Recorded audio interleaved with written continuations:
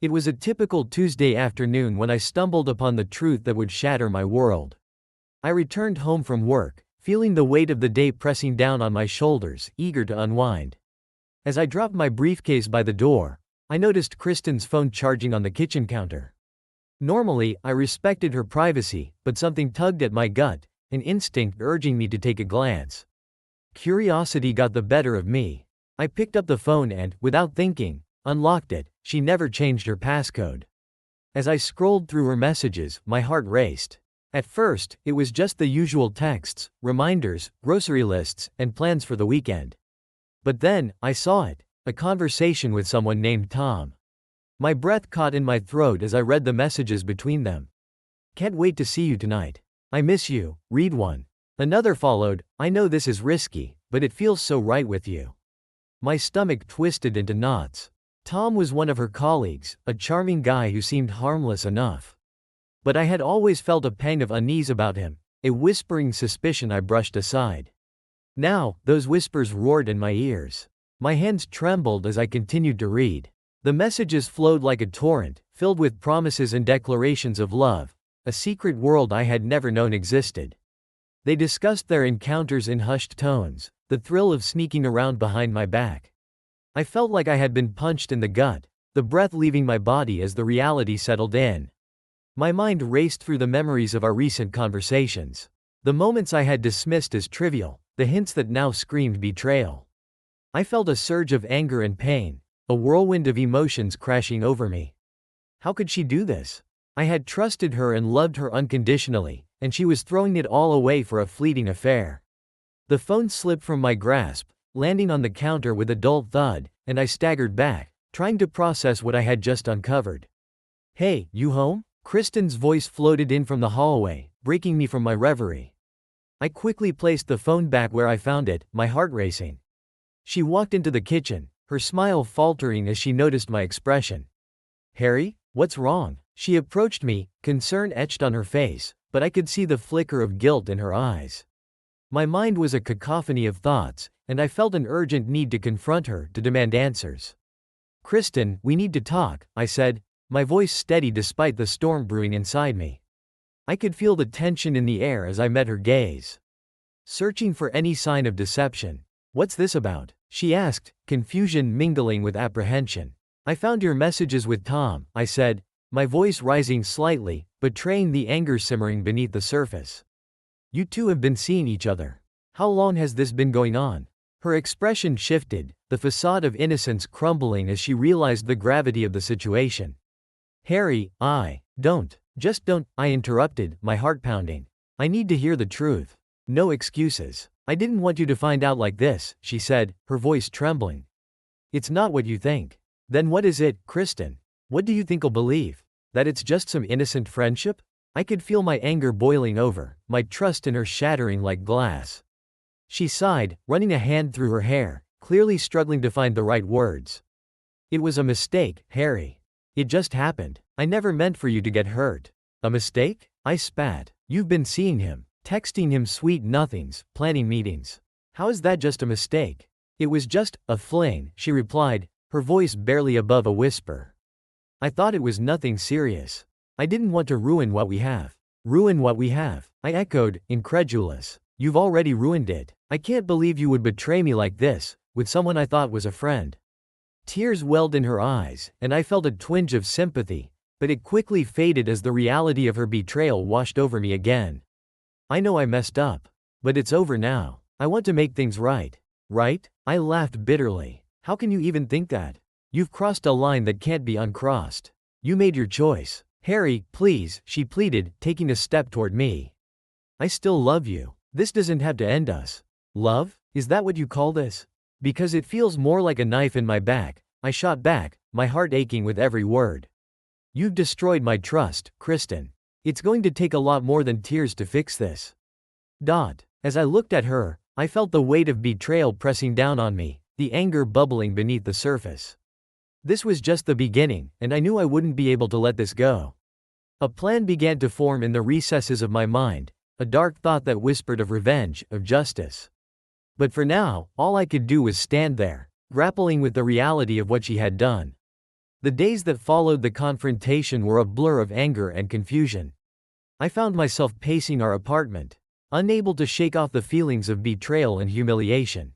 Kristen's tearful pleas echoed in my mind, but they fell on deaf ears. I had always prided myself on being a rational man, a financier who thrived on numbers and logic. But now, I felt raw, a wound that refused to heal, and a sense of injustice simmered beneath the surface. I tried to focus on work, throwing myself into spreadsheets and financial forecasts, but my mind was consumed by thoughts of Kristen and Tom. How could she throw away everything we built for a cheap thrill? The more I thought about it, the more I seethed. My instincts urged me to take action. I wouldn't just sit back and let this betrayal slide. One evening, while I was drowning in my thoughts, an idea crept into my mind, insidious and seductive. What if I could turn the tables? What if I could make Tom feel the same pain he inflicted on me? The thought sent a shiver down my spine, not from fear, but from a twisted thrill of power. I would make him pay for taking my wife away, for shattering my trust. The plan began to take shape. Tom was just a colleague to Kristen, but to me, he was the enemy. He had everything I had: ambition, a career, and a future that now felt forever tainted. If I could pull the right strings, I could ensure that he lost it all. The mere thought of Tom being forced to scramble for work sent a wave of satisfaction through me. I started to gather information about him, where he worked, who his boss was, and what weaknesses I could exploit. I knew that Tom was ambitious, driven by the need to climb the corporate ladder. But ambition could blind a person, and that's where I would strike. I had heard from Kristen about his boss, a man named Robert, who was known for his ruthless business practices and zero tolerance for any scandals. If I could find a way to introduce a little chaos into Tom's life, it could unravel everything he had worked for. I spent hours researching Robert and his company. I discovered that he had a penchant for luxury, a taste for fine wine and expensive cars. That information became my anchor, my starting point. I could use his weaknesses against him, but I needed leverage to make it work. I couldn't just waltz into his office and demand he fired Tom. No, it had to be subtle, calculated. As the week progressed, I devised a plan to create a situation that would not only put Tom in a precarious position but also raise suspicion about his character. I envisioned a way to manipulate events so that Tom's career would come crashing down, all while maintaining plausible deniability. It was a delicate dance, but one I felt I could master. I remembered an old friend from college who had a knack for information gathering. He was in the business of digging up dirt, and while I had distanced myself from that world, I knew I could reach out. If anyone could help me find a chink in Tom's armor, it would be him. I sent him a message that night, my fingers trembling slightly as I typed out the request for assistance. Need some intel on a colleague of mine. Think he's hiding something. Let's talk. I felt a rush of adrenaline as I pressed send, as if I were on the brink of something monumental. With each passing hour, my plan solidified in my mind, and the initial pangs of sorrow and anger morphed into something darker. I was no longer the victim, I was the architect of my revenge. The following day, I met with my friend at a dimly lit cafe, a place where whispers could pass unnoticed. As we discussed Tom, I felt a sense of exhilaration. My friend leaned back in his chair, a smirk on his face, and promised he could dig up something that would not only ruin Tom's reputation but also rattle Robert enough to force him to take action. You know how these corporate types are, he said, swirling his coffee. One whiff of scandal, and they'll throw anyone under the bus to protect themselves. Just give me a day or two. As I left the cafe, I couldn't help but feel a sense of purpose. The hurt that had consumed me was slowly transforming into a focused determination. Tom would lose everything: his job, his status, and any chance of continuing his affair with Kristen. And as he fell from grace, I would be watching, a silent specter lurking in the shadows. I knew the road ahead would be fraught with challenges, but I was prepared to navigate them all. I was fueled by the desire for justice, and I wouldn't stop until Tom was brought to his knees. The plan was in motion, and for the first time in days, I felt a sense of clarity and control. The anger that had threatened to consume me had found its outlet. And I was ready to unleash it. After a few more days of strategizing and gathering intel, I set up a meeting with Robert under the pretense of discussing a potential business partnership. I crafted an enticing proposal, one that would draw him in and allow me to assess his character in person. The day of the meeting arrived, and I suited up in my best business attire, a well-tailored navy suit that exuded confidence. I felt a thrill of anticipation mixed with apprehension as I walked into the upscale restaurant where we had agreed to meet. The ambiance was elegant, with dim lighting and soft music playing in the background, but my focus was razor-sharp. Robert arrived punctually, exuding an air of authority as he shook my hand. He was taller than I expected, with a commanding presence. We exchanged pleasantries, and I could see the curiosity in his eyes. I had done my research on him, and I was ready to engage him in conversation that would subtly lead to the real reason for our meeting. As we discussed the potential business venture, I noticed Robert's interest waning as the conversation turned to numbers.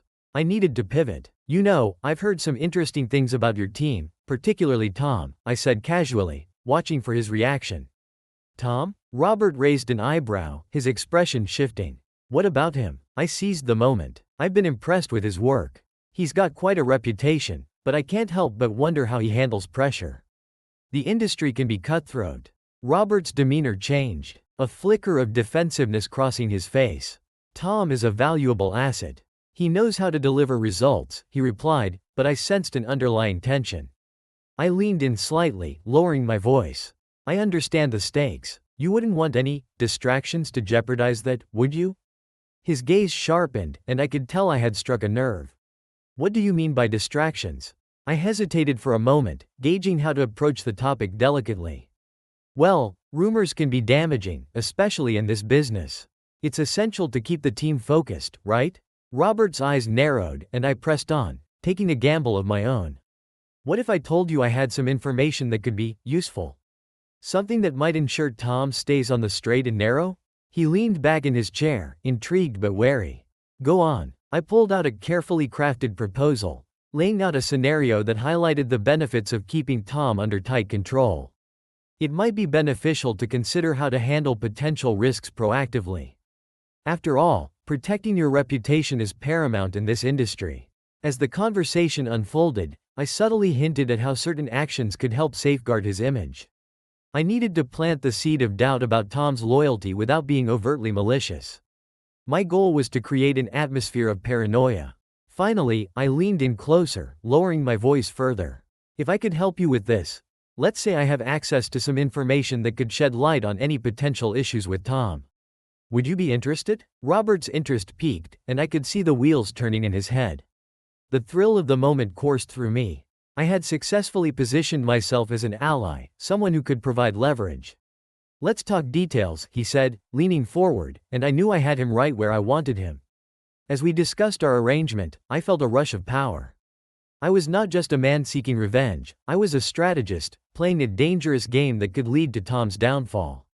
Each word exchanged brought me closer to my goal, and I reveled in the idea of watching everything unravel for him, all while I remained in the shadows, orchestrating the chaos. The plan was coming together beautifully, and I was ready to pull the strings. The days following my meeting with Robert felt like a tense waiting game. I had planted the seeds of doubt, and now it was just a matter of time before the fruit of my labor would bear the bitter taste of revenge.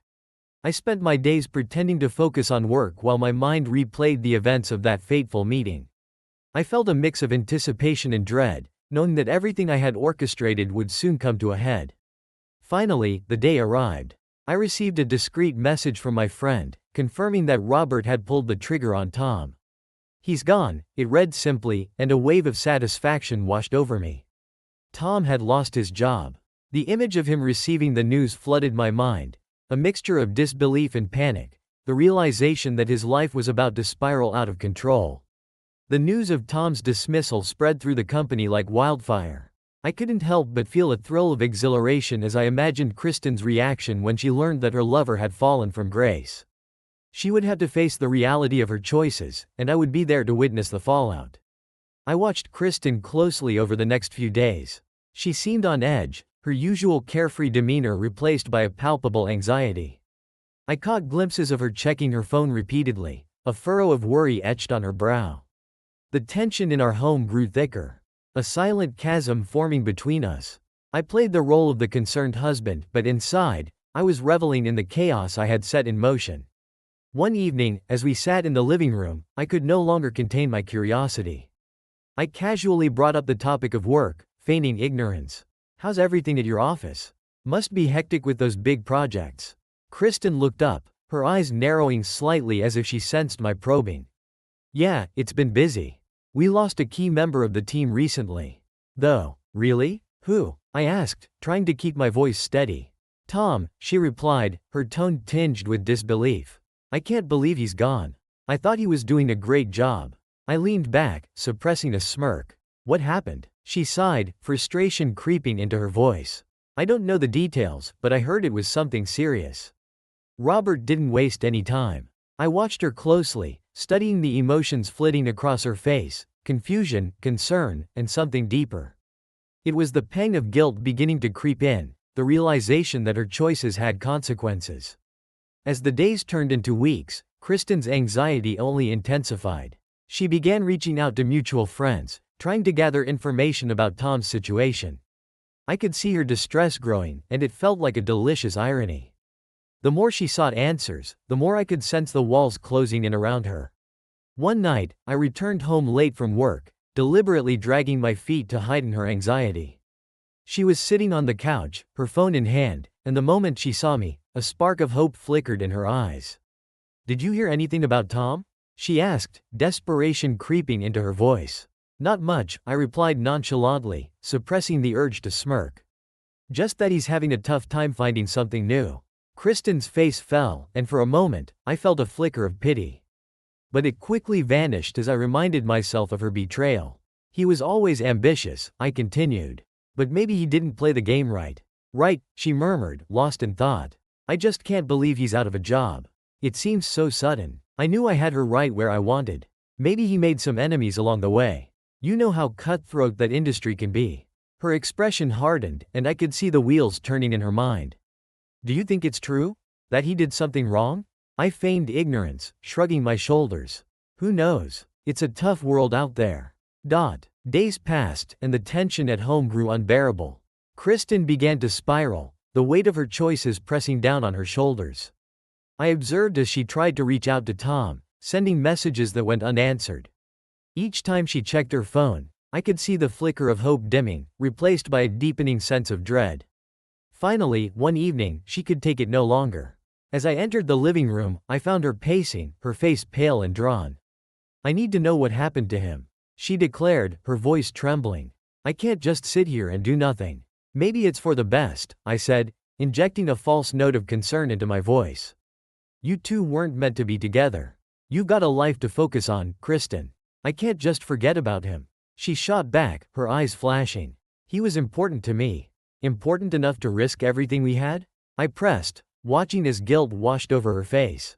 The truth hung in the air, a heavy reminder of her betrayal. She opened her mouth to protest, but the words died on her lips. Instead, she sank onto the couch, burying her face in her hands. I felt a mix of triumph and sorrow as I watched her unravel. The woman who had shattered my trust was now crumbling under the weight of her choices, and I couldn't help but feel a twisted sense of satisfaction. That night, as I lay in bed beside her, I felt a rush of emotions. I had orchestrated this downfall, and it had worked flawlessly. But as I listened to her quiet sobs, I wondered how far I was willing to take this. Was it enough to see her suffer, or did I want to push the boundaries even further?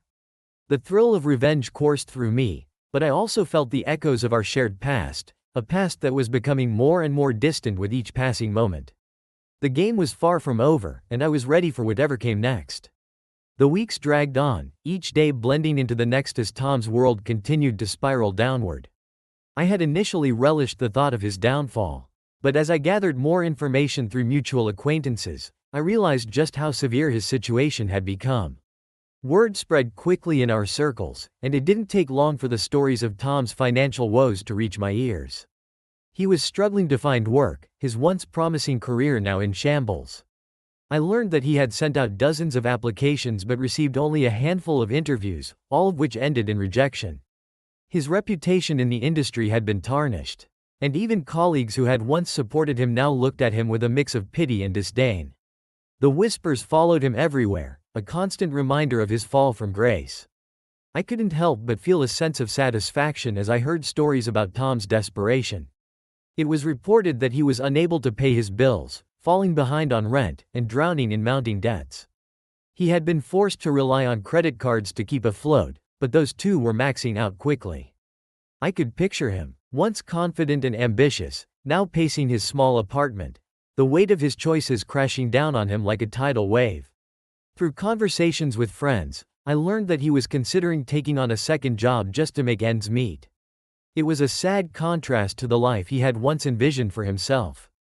The image of Tom, the man who had so easily swept my wife off her feet, now reduced to a shadow of his former self, brought me a sense of vindication I hadn't anticipated. One evening, as I sat at our kitchen table pretending to work, I overheard Kristen speaking on the phone. Her voice was laced with concern, and I instinctively leaned in to listen. "Tom, I just don't understand how it got this bad," she said, her tone a mix of frustration and sympathy. "You were always so capable. What do you mean you're not sure how you're going to pay rent this month?" I felt a pang of jealousy mixed with satisfaction. This was the reality she had chosen, and now she was forced to confront it. I heard her sigh heavily, the weight of Tom's struggles pressing down on her. "I wish I could help you, but I'm not in a position to do anything right now." She paused, and I could sense the internal conflict within her. Was she feeling guilty for her affair? Was she beginning to question her choices? I leaned back in my chair, a mix of emotions swirling within me. The thrill of revenge still coursed through me, but now, I found myself pondering the impact of my actions on the woman I had once loved. As Tom continued to grapple with his dire circumstances, the strain began to seep into my relationship with Kristen. She became increasingly restless, her worries about Tom manifesting in subtle changes in her behavior. The vibrant woman I had known was fading, replaced by someone who seemed consumed by anxiety and uncertainty. Her once bright eyes were clouded with doubt, and her laughter, once a constant soundtrack in our home, had grown quiet. I watched as she spent hours on the phone, often late into the night, trying to reassure Tom or gather information about his situation. Each time I caught a glimpse of her phone lit up with his name, a wave of bitterness surged within me, a reminder of their tangled history. Kristen began to express her dissatisfaction with life, voicing her frustrations about work and her growing sense of dissatisfaction with our relationship. "I feel like I'm stuck in a rut," she confessed one evening, her eyes glossed over with unshed tears. "Everything feels so heavy. I don't know what to do." I leaned back, feigning concern while secretly reveling in the turmoil I had created. "What do you mean?" I asked, pushing the knife a little deeper. "Is it really about Tom, or is it something else?" She hesitated, her eyes darting away from mine as if she were trying to piece together the truth. "It's just, everything feels uncertain right now. I'm worried about him, but I also feel guilty for being happy when he's struggling. And then there's us. I feel like we're drifting apart." The admission struck me like a punch to the gut. This was not the reaction I had anticipated. I had expected her to cling to me in her time of need, to seek solace in the safety of our marriage. But instead, she was grappling with her feelings and the weight of her past choices, and it scared me. "You know, relationships are complicated," I said, masking my anxiety.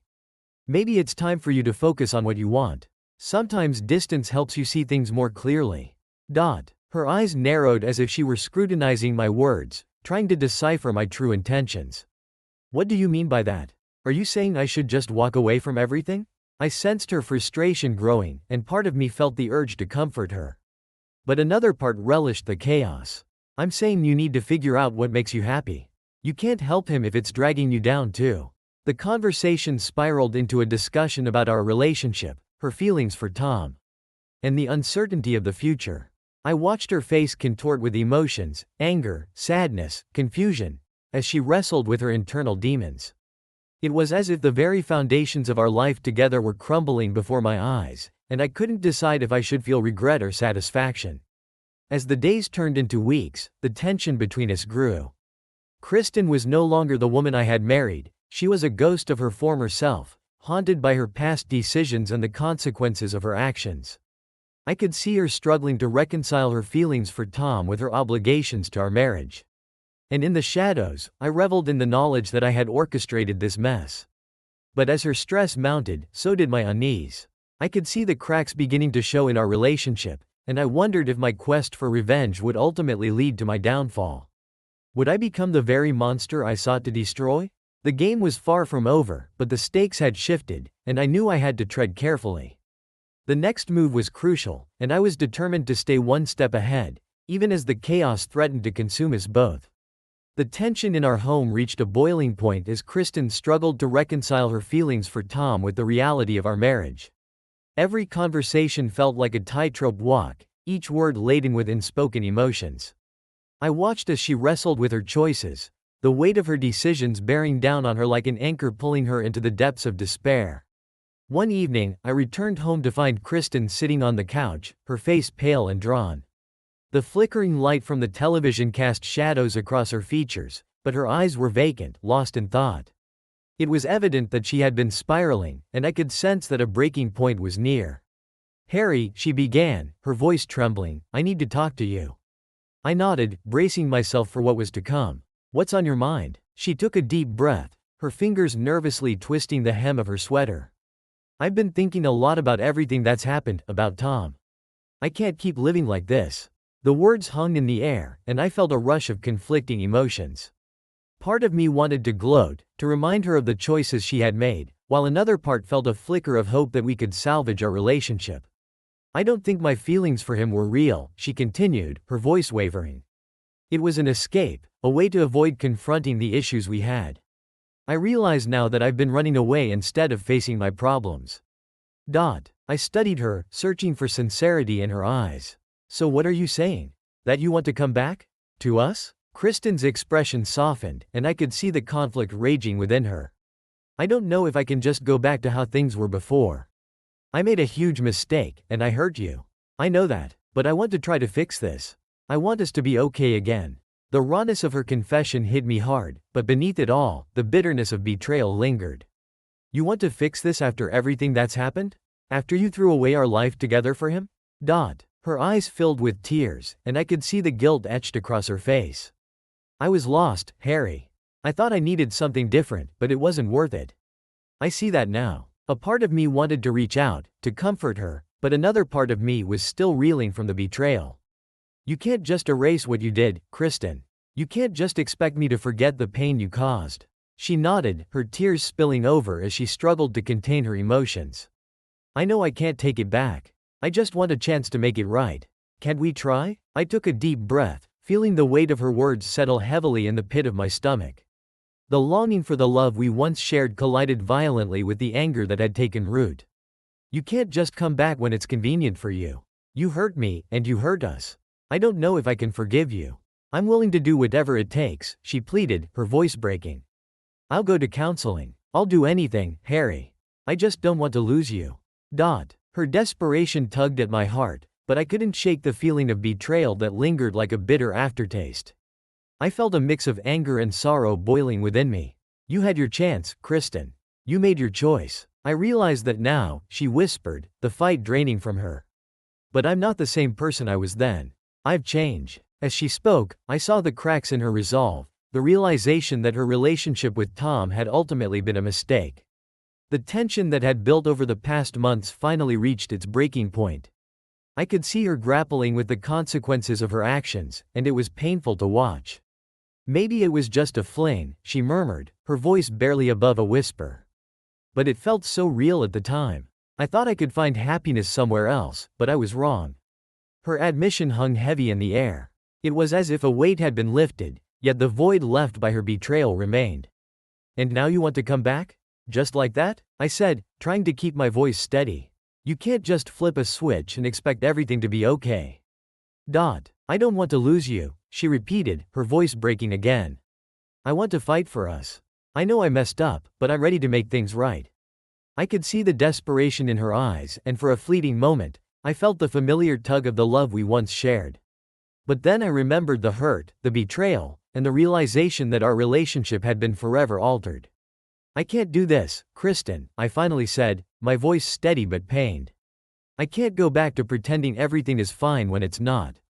You made your choice, and now you have to live with the consequences." She bowed her head, tears cascading down her cheeks, and I felt an ache in my heart. Part of me longed to comfort her, but I couldn't let myself be pulled back into the chaos she had created. "I don't want to lose you," she whispered again, but this time, it felt more like a lament than a plea. "I think you already have," I replied, my voice barely a whisper. With that, the finality of my words hung in the air, a silent acknowledgement of the distance that had grown between us. Kristen's face crumpled, and I felt my own heart shatter a little more. We stood in that moment, two people who once shared everything now feeling like strangers, caught in the wreckage of choices that could never be undone. As she turned away, I felt a mixture of sadness and relief. The path forward was uncertain, but one thing was clear: the relationship we had built was gone, buried beneath the weight of betrayal and heartbreak. I had won the battle of revenge, but in doing so, I had lost something infinitely more precious. The remnants of our love lay shattered, and I knew there was no going back. Time has a way of healing wounds, or at least it has for me. As the weeks turned into months, the initial sting of betrayal gradually dulled, leaving behind a scar that served as a constant reminder of what I had endured. I had spent countless nights tossing and turning, reliving the moments of heartbreak, but slowly, I began to rebuild my life, brick by brick. I realized that my life didn't have to be defined by the betrayal and chaos that Kristen and Tom had brought into it. Yes, I had allowed my anger to drive me, fueling my quest for revenge, but now I understood that clinging to that anger wouldn't lead me anywhere worthwhile. It was time to let go and forge a new path, one that was mine alone. The first step was rediscovering my passions. I started taking evening classes in finance, eager to expand my knowledge and skill set. It felt invigorating to immerse myself in something that excited me. I had once loved the thrill of numbers and the challenge of financial strategies. And I found that spark again. With each class, I felt a renewed sense of purpose and growing confidence that had been buried under layers of hurt. Outside of my studies, I made an effort to reconnect with old friends. I had isolated myself during the turmoil, but I realized that I had a network of supportive people who had missed me. We began meeting for coffee, sharing stories and laughter, and it felt good to be around those who genuinely cared about my well-being. It was as if the darkness that had shrouded my life was finally beginning to lift. As I forged ahead, I found solace in new experiences. I started hiking on weekends, exploring trails I had never ventured onto before. The fresh air, the challenge of the terrain, and the beauty of nature brought me a sense of peace that I hadn't felt in a long time. It was a form of therapy. Each step I took felt like a step further away from the pain of my past. At times, memories of Kristen would creep back in, tugging at my heartstrings. I would recall the moments we had shared, the laughter and the dreams we had built together. But rather than allowing those memories to anchor me in despair, I chose to view them through a different lens. They were part of my journey, but they did not define my future. I learned valuable lessons from that chapter of my life, lessons about trust, love, and the importance of self-worth. Eventually, I began to entertain the idea of dating again. It was daunting at first. The thought of opening myself up to someone new felt both exciting and terrifying. However, I reminded myself that I was deserving of happiness and love. I joined a few online dating platforms, cautiously dipping my toes into the waters of romance. It was a strange experience, but I approached it with an open heart, ready to embrace whatever came my way. One evening, I met a woman named Emma for coffee. She was warm and engaging, with a laugh that felt infectious. As we talked about our lives, I realized how refreshing it was to connect with someone who didn't carry the baggage of my past. There was no mention of Kristen or Tom, only the promise of new beginnings. We shared stories of our dreams and aspirations, and I found myself genuinely enjoying her company. As the weeks went by, Emma and I continued to see each other. With each date, I felt myself shedding the remnants of my previous life. I was no longer the man haunted by betrayal. I was a man rediscovering himself, learning to trust again. Emma's presence was a balm to my soul, and I began to look forward to the future with hope instead of fear. Eventually, I found a new job opportunity that reignited my passion for finance. It was a position that not only challenged me professionally but also offered room for growth and advancement. The interview process was intense, but I poured my heart into every answer, showcasing the skills I had honed during my time away from the corporate grind. When I received the offer, I felt a rush of excitement, a sign that I was indeed moving forward. Reflecting on my journey, I recognized that my quest for revenge had ultimately led me to a place of self-discovery. It had shown me the depths of my emotions, the resilience of my spirit, and the importance of choosing my happiness. While I had once been driven by anger, I now found strength in forgiveness, both for Kristen and for myself. I had learned that revenge may feel satisfying in the moment, but it doesn't fill the void left by betrayal. True fulfillment comes from within, from rebuilding and moving forward with purpose and intention. As I stood at the threshold of this new chapter, I felt a sense of peace wash over me. I was no longer defined by my past or by the mistakes of others. I was a man starting anew, filled with hope and ready to embrace whatever life had in store for me. I realized that my desire for revenge had only served to trap me in a cycle of negativity and pain. While the initial thrill of watching Tom's downfall had been satisfying, it soon became clear that it was a hollow victory. Holding onto that anger and resentment was exhausting, and I found myself constantly looking over my shoulder, burdened by the weight of my bitterness. I didn't want my life to be defined by the actions of others or by the quest for payback.